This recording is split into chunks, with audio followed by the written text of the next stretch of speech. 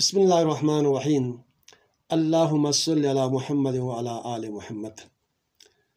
درود و سلام ہو خاتم النبیین محمد مصطفیٰ صلی اللہ علیہ وسلم اور ان کے آل اطہار پر۔ میں ہوں محمد شفیع مطہری لارویل اینڈ ریسرچ سینٹر صاحب سے مخاطب ہوں۔ آج کی جو عنوان ہے انتہائی اہم ہے، وہ ہے وسیلہ توسل۔ وسیلہ توسل کے حوالے سے قرآن پاک میں آیات کریمہ موجود ہے۔ اللہ کے نبی کے بے شمار احادیث مبارکہ صحیح مسلم، صحیح بخاری، دیگر احادیث کی کتب میں موجود ہیں۔ تو آج آپ کے سامنے قرآن و حدیث اور تعلیمات صوفیہ مباشرہ کے حوالے سے جو ہے وسیلہ توسل، اس کا جو بنیادی مفہوم کیا ہے، مقصد کیا ہے، وہ آپ کو بتانا ضروری سمجھتا ہوں۔ اس سے پہلے بھی میں ایک لیکچر دے چکا ہوں کہ وسیلے کے حوالے سے۔ سامعین محترم، ہمیں سب سے پہلے قرآن و حدیث کا بھرپور مطالعہ کرنا چاہیے۔ سب سے مقدم چیز قرآن اور اس کے بعد حدیث مبارکہ ہے۔ اور تعلیمات صوفیہ کے جتنے بھی کتب ہیں، جو تعلیمات ہیں، جس کا ماخذ قرآن و حدیث ہی ہے۔ تو وسیلہ کی بنیادی دو قسمیں ہیں، ایک ہے بلا واسطہ، ایک ہے وسیلہ بالواسطہ، ڈائریکٹ ان ڈائریکٹ، یہ دو کنسیپٹ ہیں۔ تو وسیلہ کا جو بنیادی مقصد ہے اللہ تعالیٰ کا قرب حاصل کرنا ہے، یعنی اللہ تک رسائی کے لیے راستہ تلاش کرنا ہے، جستجو کرنا ہے، محنت کرنا ہے۔ وجاہدوا، تم یعنی کہ محنت کرو، مشقت کرو، تلاش کرو اللہ تک رسائی کے لیے۔ تو جو بلا واسطہ ہے توسل وسیلے کی، کہ جس طرح ہم ایک دلیل تو یہ ہے کہ جتنے بھی فرائض، مسنون نمازیں، نوافل نمازیں پڑھتے ہیں، ہم ہر نیت کے آخر میں پڑھتے ہیں کہ قربتاً الی اللہ، اللہ سے قرب حاصل کرنے کے لیے، اللہ سے قریب ہونے کے لیے میں یہ نماز پڑھتی ہوں۔ اچھا جی، ایک چیز یہ ہے۔ اس کے علاوہ ہم ذرا تعلیمات صوفیہ مباشرہ پر اگر غور کریں تو جو وسیلہ بلا واسطہ ہے، جو ڈائریکٹ ہے، کہ اللہ سے قرب حاصل کرنے کے لیے، یقیناً یہ بات تو سچ ہے اور بہت بڑی دلیل ہے کہ نماز ہی جو ہے اللہ سے قرب حاصل کرنے کا، قربت حاصل کرنے کا جو ہے بہترین ذریعہ ہے۔ اور اللہ کے نبی جب اللہ کے حضور پہنچا تو اللہ کے نبی کے امت کے لیے اللہ نے معراج بطور تحفہ عطا کیا، الصلاۃ معراج المومنین۔ نماز ہی قربت الہی کا، قرب الہی کا بہترین ذریعہ ہے۔ یقیناً روزہ بھی قرب الہی کے ذریعہ ہے، وضو ہے، اور دیگر جتنے اعمال حسنات ہیں، یہ سب ہم کرتے ہیں تو اللہ کی خوشنودی کے لیے، اللہ سے قرب حاصل کرنے کے لیے کرتے ہیں۔ تو اس زمین میں جو ہے کہ جو بلا واسطہ ڈائریکٹ جو اللہ کا ہم قرب حاصل کرنے کے لیے جو دعائیں وغیرہ مانتے ہیں، تعلیمات صوفیہ مباشرہ کی روشنی میں یہ بہت بڑی ایک دلیل ہے کہ ہم صبح نماز فجر کے بعد جب اوراد فتحیہ پڑھتے ہیں تو یہاں پر ڈائریکٹ جو قرب الہی کا جو سلسلہ ہے، ذریعہ ہے، وہ ہے ہم کہتے ہیں کہ اللہم انت الملک الحق الذی لا الہ الا انت، یا اللہ، یا رحمان، یا رحیم، یا ملک، یا قدوس، یا سلام، یا مومن، یا محمد، یا عزیز، یا جبار، یا متکبر، یا خالق، یا بارو۔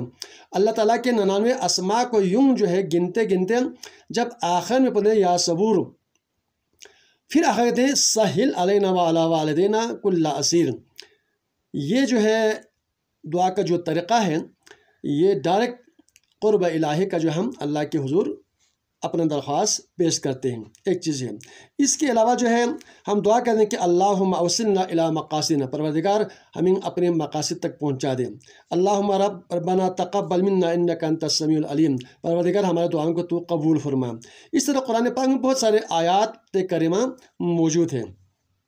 رب اغفر ورحم وانت خیر الراحمین، پروردگار ہمیں بخش دے، ہم پر رحم فرما، تو سب سے زیادہ سننے والا ہے۔ اچھا جی، یہ ہے، یہ چیزیں ہیں۔ تو نماز، روزہ، زکوٰۃ۔ اچھا جی، سب سے ایک اہم بات حضرت علی علیہ السلام نے جو ہے نہج البلاغہ میں اس چیز کا تذکرہ کیا کہ اللہ سے قرب حاصل کرنے کا جو بنیادی جو چیز ہے وہ اللہ پر ایمان، اللہ کے رسول پر ایمان، فرشتوں پر ایمان، اللہ کی کتابوں پر ایمان، یوم آخرت پر کامل ایمان لانا، یہ قرب الہی کا بہترین چیز ہے، ذریعہ ہے۔ دوسرا یہ ہے کہ کلمات و شہادتیں، صلاۃ الخمس، صوم رمضان، زکوٰۃ المال، حج البیت، یہ اعمال ہم نے بجا لانا ہے، یہ قربت الہی کا ذریعہ ہے۔ اچھا جی، یہ چیز اللہ کے ولی علی علیہ السلام نے فرمایا ہے۔ دوسرا آپ نے یہ بھی فرمایا، اب ہم آتے ہیں کہ ہم زیادہ سے زیادہ یہ دلیل پیش کرتے ہیں کہ ڈائریکٹ سسٹم کے تو ہر کوئی اس کے قائل ہے کہ اللہ سے قرب پانے کے لیے ہم نماز پڑھتے ہیں، یہ کرتے ہیں، زکوٰۃ دیتے ہیں، یہ سب کچھ ٹھیک ہے۔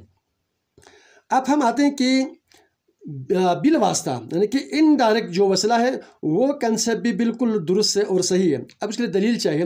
بطور دلیل سب سے پہلے ہمیں قرآن پاک ہی جو ہے بطور وسیلہ سب سے بڑی دلیل ہے۔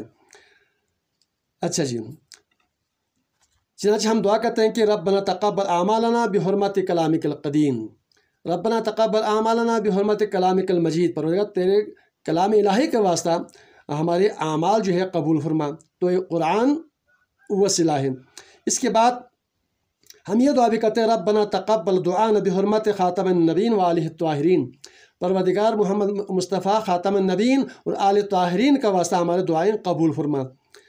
اور جس طرح علیہ السلام نے جو ہے جو ایمان کے حوالے سے اور اعمال کے حوالے سے جو کچھ فرمایا، اسی طرح آپ نے یہ بھی فرمایا کہ ابیات امیر المومنین کہتے ہیں، یہ ابیات جو ہے علیہ السلام جو ہے 5 وقت کی نماز کے بعد عموماً پڑھتے تھے، اور اس میں یہ چیز بتایا ہوا ہے کہ یعنی کہ وسیلہ بالواسطہ انڈائریکٹ کے حوالے سے جو دلیل ہے، یہ دعوت صبح میں اس کو بھی نقل کیا گیا ہے، توسل بن نبی فکل خط بن یہون اذا توسل بن نبی، تم اپنے خاتم النبین کو بطور وسیلہ اللہ کے حضور پیش کرو، تمہارے جتنے بھی مصیبت تکلیف ہیں محمد مصطفیٰ کے توفیل سے جو ہے وہ مصائب دور ہو جائیں گے۔ تو محمد مصطفیٰ صلی اللہ علیہ وسلم وسیلہ کا بہترین جو ہے ذریعہ ہے۔ اس کے علاوہ ہم یہ دعا پڑھتے ہیں کہ جب نماز پڑھتے ہیں، اہل تصوف کا یہ تعلیمات میں ہے، اس کا حصہ ہے، یہی بالواسطہ جو ہے ایک دلیل ہے، اللہم انا نسألک بنبوۃ محمد صلی اللہ علیہ وآلہ وسلم ورسالتہ وبشفاعت علی علیہ الصلوۃ والسلام وسخاوتہ وبصداقۃ الخدیجۃ وجودها وبشرافۃ فاطمۃ الزہرا ونسبتها وبامامۃ الحسن وولایتہ وبشہادۃ الحسین ومشقتہ۔ اس طرح ہم 14 معصومین کا نام بطور وسیلہ گنتے گنتے آخر میں جب پہنچے ہیں تو وبقوائم آل امام محمد المہدی علیہ السلام و اجازتہ، پردہ غیب میں موجود قائم حاضر امام محمد مہدی کا واسطہ، یعنی یہ ایک وسیلہ کا جو ہے اللہ کے ولیوں کا ہم اس طرح دعا مانتے ہیں۔ یہ 5 وقت کی نماز کے بعد ہم بطور وسیلہ پیش کرتے ہیں۔ یہ ہر نوربخشی عالم، ہر نوربخشی خطیب، ہر نوربخشی امام جو ہے اوراد خمسہ میں اسے دعا تشفع کہتے ہیں، اس کے ساتھ مزید تخصص کر کے یہ توسل بھی ہم پیش کرتے ہیں، الہی بحرمت خمسۃ اللہ و محمد و علی والفاطمہ والحسن والحسین وسعد جبریل علیہ السلام انت حفظنا من کل آفات الدنیا وعذاب الآخرہ، یعنی کہ ان 5 ہستیوں کا واسطہ بشمول حضرت جبریل علیہ السلام کا واسطہ ہمیں دنیائی آفات اور آخرت کے عذاب سے ہمیں نجات دے، یہ وسیلہ ہے۔ اچھا جی، اس کے علاوہ جو ہے یہ ہم اذان کے بعد دعا پڑھتے ہیں، اذان دعا آت محمد الوسیلۃ والفضیلہ، یہ سب پڑھتے ہیں، سارے مسلمان پڑھتے ہیں، سب مؤذن پڑھتے ہیں۔ اس کے علاوہ جو ہم یہ نماز میں تشہد میں یہ دعا پڑھتے ہیں وقرب وسیلتہ، ان کا وسیلہ قریب تر کر دے، محمد مصطفیٰ بہترین وسیلہ ہے ہمارے لیے۔ اچھا جی، اس کے علاوہ جو ہے یہ حضرت آدم علیہ السلام، آپ نے ربنا ظلمنا انفسنا وان لم تغفر لنا وترحمنا لنکونن من الخاسرین سینکڑوں سال پڑھتا رہا، اور اسی دعا کے برکت اور توفیق سے اللہ نے قبول کیا، لیکن ذریعہ یہ بنا کہ آخر میں حضرت آدم نے پروردگار محمد مصطفیٰ کا واسطہ، علی مرتضیٰ کا واسطہ، فاطمہ الزہرا کا واسطہ، حسن اور حسین کا واسطہ، جن کو میں نے جنت میں دیکھا ان نورانی ہستیوں کو، لہٰذا ان کے واسطے جو ہے میری یہ دعا قبول فرما، آدم کو نجات کا ذریعہ وسیلہ یہی بنا۔ اچھا جی، اس کے علاوہ جو ہے اور بھی بہت سارے دلائل موجود ہیں جو بالواسطہ ہے، انڈائریکٹ سسٹم، یعنی کہ قرآن پاک، محمد مصطفیٰ، انبیاء، اولیاء، یہ سارے وسیلہ کا ذریعہ ہے۔ اس کے علاوہ جو ایک اور درود تاج تمام مسلمان پڑھتے ہیں، بڑے شوق سے بڑی ذوق سے جو پڑھتے ہیں، یعنی کہ اپنی جو دل کی تسکین کے لیے، دعائیں اللہ کے حضور مستجاب ہونے کے لیے دعائیں، یعنی کہ درود تاج، اس میں ہم پڑھتے ہیں کہ سید الثقلین نبی الحرمین امام القبلتین وسیلتنا فی الدارین، محمد مصطفیٰ صلی اللہ علیہ وسلم ہمیں دنیا میں بھی اور عقبہ میں بھی دونوں میں ہمیں ذریعہ ہے، وسیلہ ہے۔ یہ اس طرح بہت سارے دلائل موجود ہیں۔ تو وسیلہ ڈائریکٹ، وسیلہ انڈائریکٹ، بالواسطہ بلا واسطہ، یہ دونوں تصور موجود ہیں۔ لہٰذا تعلیمات صوفیہ نور بخش کے جو اعمال و وظائف ہیں وہ قرآن و حدیث کے عین مطابق ہیں۔ چنانچہ ایک بار پھر کے آپ کو بتاتا چلوں کہ تعلیمات صوفیہ نور بخش کے جو چیزیں ہیں اس کا ماخذ یہ قرآن و حدیث ہے، اور الحمدللہ اس پر ہم عمل پیرا ہیں۔